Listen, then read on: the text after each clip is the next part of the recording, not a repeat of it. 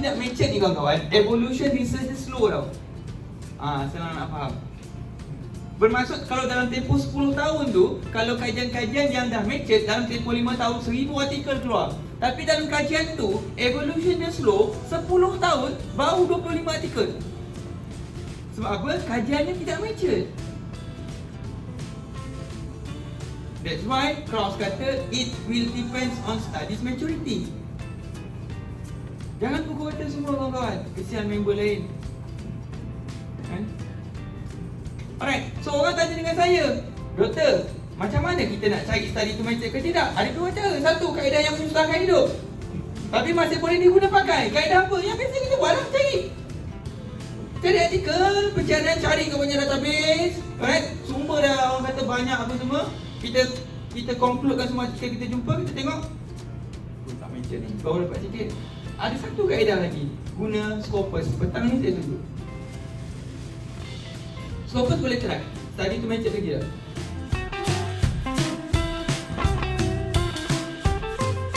I tell you, ini dia punya kunci.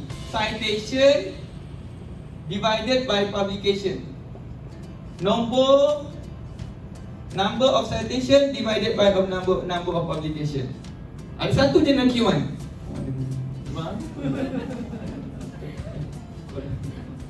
Ada satu journal Q1 journal Q1. Journal Q1 ni orang cite dia 100 kali. Alright? Dia ada 10 artikel yang bagus. Jurnal ni dia nak 10 artikel dia setahun, satu isu dia setahun. 100 citation bagi dengan 10, maka dia akan dapat impact factor dia 10.0. So sebab dia 10.0 dapatlah dia Q1. Ada satu lagi artikel Q4. Artikel Q4 ni dia publish 10 isu setahun. 10 isu setahun, dia ada 100 artikel dan orang cite dia 250 kali. Kawan-kawan semua, kualiti yang 10 ini sama dengan kualiti yang 100 ini. Tetapi disebabkan jurnal ini dia tak pandai, dia tak kontrol dekat sini, maka impact factor dia jadi 2.5, dia jatuh jadi Q4. Tapi orang kita ni orang Q2.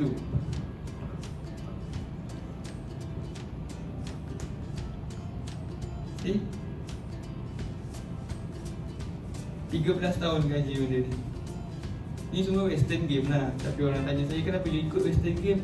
Dah macam mana? Saya kerja dekat KPT, dan KPT ni ikutlah apa dia suruh. Takkan saya nak suruh orang lawan sistem ni. Banyak lagi kelemahannya, tapi tak boleh lah ikut hati dia.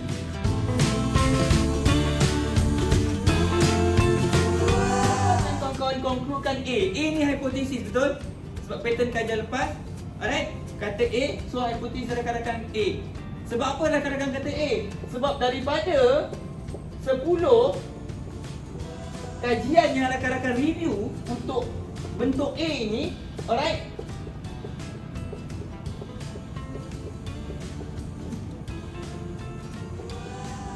dari 10 yang rakan-rakan review, 8 mengatakan A. So kawan-kawan conclude A, right? Betul? Betul? Okay, sekarang ni you kata you nak update baru. Kena updated, kan? Kita researcher ni kena update. Ini saya punya.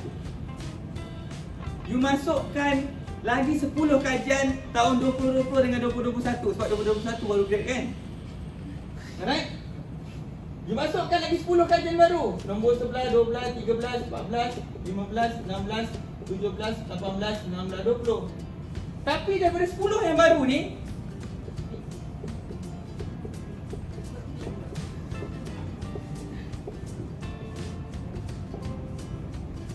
sekarang jumlah B sudah melebihi A.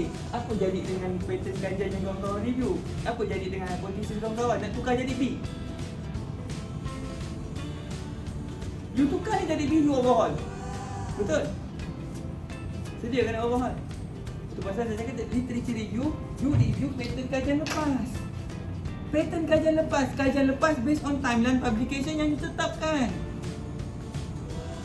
Kajian lepas, bukan updated kajian. There is logic behind it, right? So sekarang ni, habis tu doktor masuk ke updated reference ni kat mana sepatutnya? First, dekat chapter 1, selagi mana dia tidak mengusik problem statement dengan gap you boleh masuk. Chapter 3, baguslah lagi masukkan lagi updated method. Chapter 4, chapter 5 yang paling penting. Sebab apa dia masukkan chapter 5? Sebab chapter 5 akan beritahu you current knowledge sekarang compared dengan you punya finding. Kan ada orang cakap, bukan kena cite daripada literature review saja ke dekat discussion kita? Betul. Sekiranya kajian itu inline. Kalau kajian itu berbeza, dapatannya nak buat macam mana? Updated knowledge. Dekat situ peranan dia. Ini dekat discussion dia letak pula tahun 2010. Situ peranan dia. Pendapat saya seorang researcher.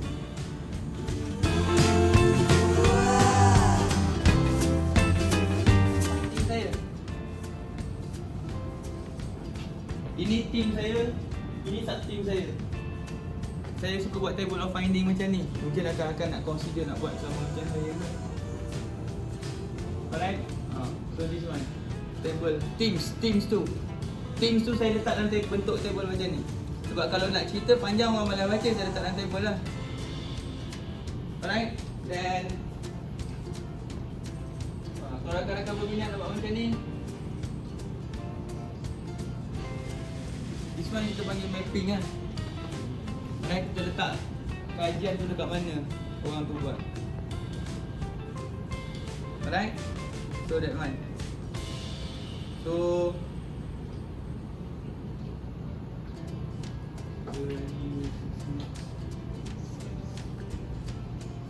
right, tapi kalau kau nak rujuk artikel tahun 2020 saya 2018, 2019 method je point tu lah. Kan, walaupun Q1 tu saya kata, siapa kata Q1 tu bagus. Ingat ni permainan ni. Right, jangan percaya sangat orang putih ni.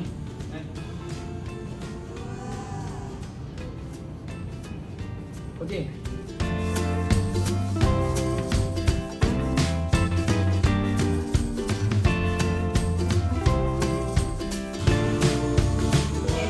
Phrase searching. Fungsi phrase searching.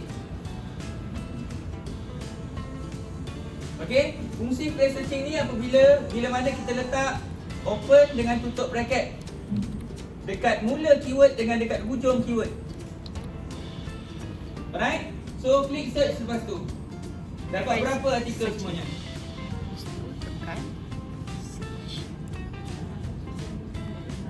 Okey, dapat 927,000. Kawan-kawan tahu sebab apa? Kenapa jumlahnya berkurangan? Sebab kawan-kawan, fungsi phrase searching ni, apabila rakan-rakan menggunakan fungsi phrase searching, fungsi pencarian phrase searching, maka rakan-rakan telah mengarahkan database untuk cari hanya exact keywords of climate change dalam artikel. Tanpa fungsi phrase searching, rakan-rakan telah mengarahkan database untuk cari sama ada perkataan climate atau change atau climate change. That's why jumlahnya jadi 1.37 juta. Walhal kita tak nak climate atau change, kita nak climate change saja. Kita guna phrase searching. Bila kita guna phrase searching, database akan cari the exact words of climate change. Clear? Kadang dia cek terbalik, change climate pun jadi. Sekejap. Okay? Sekejap. Okay. Alright. And then kita patah balik, edit. Edit. Okay. Sekarang ni kawan-kawan, okay, padam ni kejap. Okay, padam dulu, jangan padam komputer betul balik. Padam ni kejap. Kawan-kawan semua, saya nak memperkenalkan rakan-rakan kepada field code function. Ni, field code function. Ini dia punya function dia namanya field code function. Alright. Kawan-kawan semua, ada lebih kurang 60 lebih field code function ni dalam Scopus. Lebih daripada 60 field code function dalam Scopus. Kalau saya nak terangkan satu-satu, saya tak tahu. Nombor 2, sampai malam pun tak habis. Jadi saya akan terangkan kepada rakan-rakan, saya akan expose kepada rakan-rakan satu field code function yang paling penting dan saya ingin rakan-rakan gunakan bila mana rakan-rakan nak mencari artikel. Apa dia? Apa field code function yang saya nak rakan-rakan guna? Okey, padam ni. Okey, type huruf T. T besar ke T kecil ke tak ada masalah. T, tekan T. T. Okay, nampak tak keluar beberapa field code function. Saya nak rakan-rakan pilih title apps key. Title apps key. Okay, pilih title apps key. Alright, apabila rakan-rakan klik pada title apps key, alright, dia akan kasih percuma bracket. Alright, kita klik title apps key, dia bagi percuma bracket. Alhamdulillah. Dan keyword yang rakan-rakan ingin tulis harus ditulis dalam bracket. Jangan tulis luar bracket. Rumah dah ada, kau tulis kau duduk dalam rumah. Kena duduk dalam rumah. Okay, so kita tulis keyword kita climate change.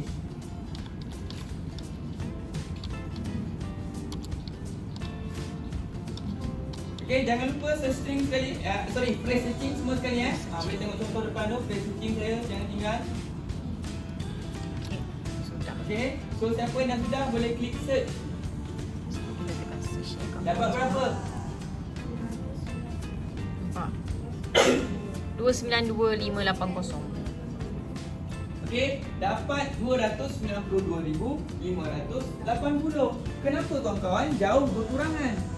Sebab apabila rakan-rakan telah menggunakan field code function title apps key, rakan-rakan telah mengarahkan database untuk cari the exact keywords of climate change dekat 3 bahagian paling penting dalam artikel. Apa dia? Title, abstract dan juga keyword.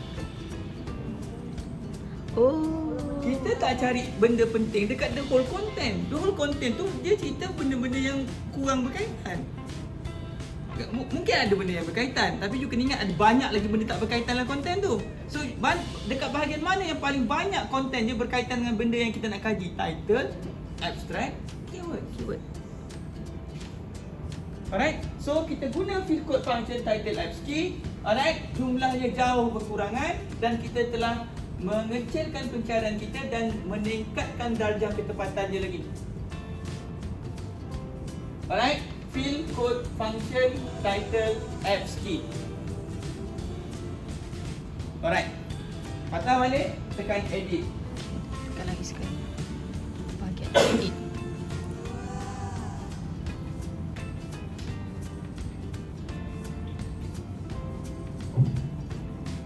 Kawan-kawan semua, seterusnya saya ingin memperkenalkan rakan-rakan kepada fungsi boolean operator. Ini fungsi dia, jangan title saya tunjuk je. Boolean operator. Kawan-kawan semua, boolean operator, alright, ada 5 kesemuanya. Ada 5 jenis boolean operator. Hari ini saya akan memperkenalkan rakan-rakan kepada 2 yang kerap digunakan, yang akan kerap digunakan. Apa dia? Boolean operator pertama kita panggil as boolean operator OR. Jangan tulis huruf kecil. Bila you tulis huruf kecil, ini adalah database akan baca O kecil ni sebagai sebahagian daripada title yang dia nak cari. O tu title. Tapi bila you tulis O besar, dia akan jadi instruction, arahan kepada database. Okey, apa yang dia arahkan? Kawan-kawan semua, apabila you gunakan boolean operator OR, you membolehkan database untuk masukkan sinonim or related terms kepada keyword utama yang you gunakan. Ingat step pertama, apa dia? Identification. Banyakkan keyword. So sekarang ni keyword dah banyak, macam mana kita nak satukan? Guna boolean operator OR. Okay, so kita guna boolean operator OR, masukkan dia punya sinonim dengan related terms or global warming or alright, extreme weather. Kawan-kawan semua, antara satu mistake common yang dilakukan oleh pengkaji dalam bahagian identification adalah dia fokus hanya kepada sinonim, tidak kepada related term. Saya bagi contoh, social media or Twitter or Facebook or Instagram tidak sama tapi Berkaitan. benda ni kena consider dalam identification. Alright, siapa yang dah sudah boleh klik search.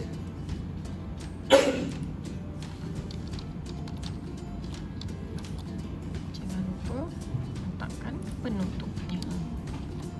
Lepas tu, okey, tekan search. Daripada 292,000, jumlahnya telah meningkat kepada 347,000. Kenapa? Ingat tak tadi simple math yang saya ajar? More keywords will produce more articles for you. Betul? Alright? Kita guna satu keyword, rugi. Kita kena guna banyak keyword. Bila kita guna keyword, jumlahnya meningkat hampir 50,000. Alright?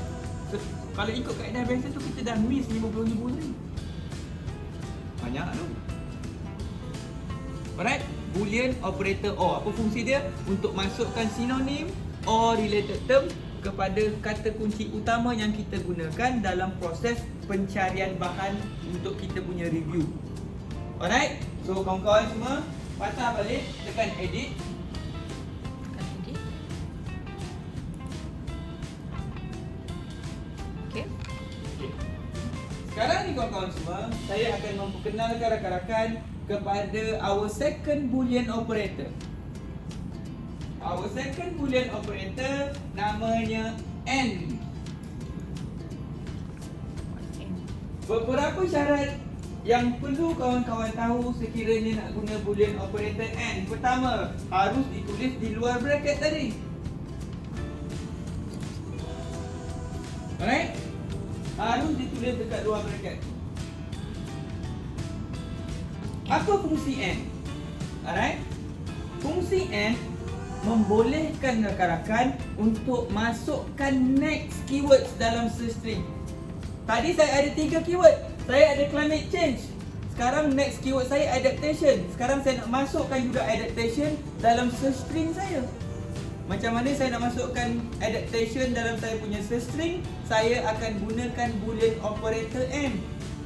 Rakan-rakan semua, seterusnya setiap kali you gunakan AND, you nak tulis keyword baru, kena ada bracket baru. Keyword baru harus ditulis dalam bracket baru. Keyword yang sinonim or related terms kepada main keyword harus ditulis dalam bracket yang sama. Keyword kedua saya, adaptation.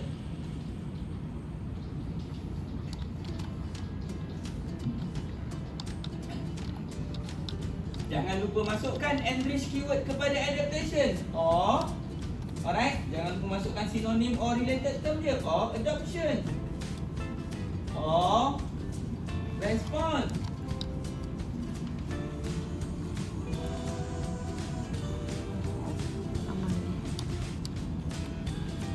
Alright. And then saya nak masukkan lagi the next keyword. Saya ada keyword saya yang ketiga. Apa dia? Guna AND, buka bracket baru. Okey. Keyword ketiga saya fisherman. Masukkan sinonim or related terms or fisherwoman or fisher fox.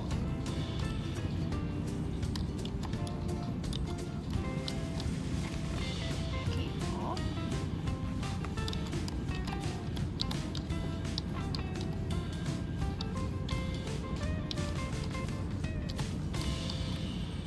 Okey.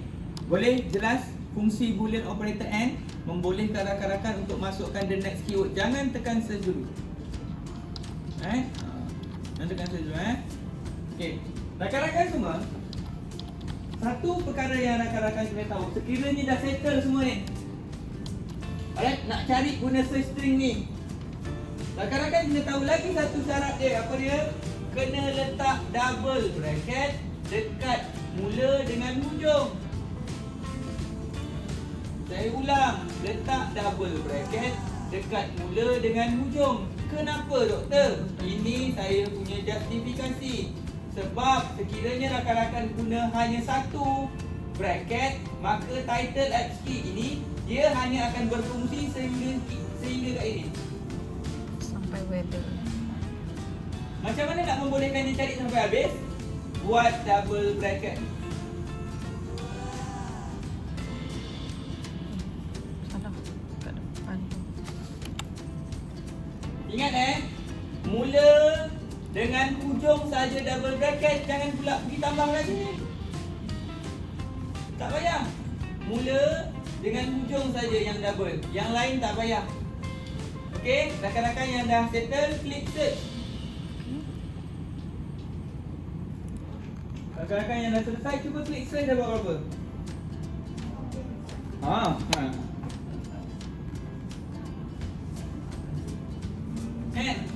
Dah berapa? 84. Ayu nak baca 1.37 juta tadi kan? Silakan. Okay, dapat. Ya, ya. Cuba jap. Okay, mari kita cuba. Share woman. Kita ni. Press searching dia berfungsi dekat keyboard yang lebih dari 2. Ya, betul.